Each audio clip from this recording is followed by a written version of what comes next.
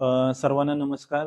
कोल्हापूर जिल्ह्यामध्ये IOCL, HPCL आणि BPCLचे जे आपले पेट्रोल पंप आहे त्या पेट्रोल पंपवरती कंटिन्युअस पेट्रोलचा सप्लाय जो आहे आवश्यकतेनुसार सुरू आहे.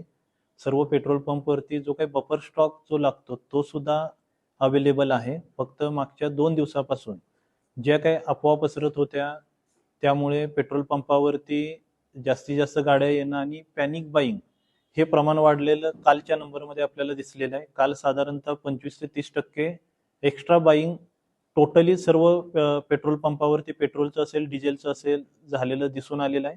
आणि जेवढा आवश्यक सप्लाय आहे तो तिन्ही कंपन्यांनी प्रत्येक पेट्रोल पंपावरती सप्लाय सुद्धा केलेला आहे. माझं सर्व कोल्हापूरकरांना नम्र आव्हान आहे की पेट्रोल आणि डिझेलचा साठा पूर्ण आपल्या देशभरामध्ये आपल्या राज्यामधील सर्व जिल्ह्यांमध्ये साठा आहे.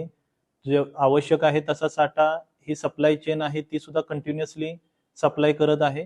कोणत्याही अफवांवरती विश्वास न ठेवता आपण पॅनिक बाईंग करू नये. आपल्याला आवश्यक आहे तसंच पेट्रोलची डिझेलची खरेदी आपण करावी आणि त्यानुसारच आपण पेट्रोल पंपावरती यावं.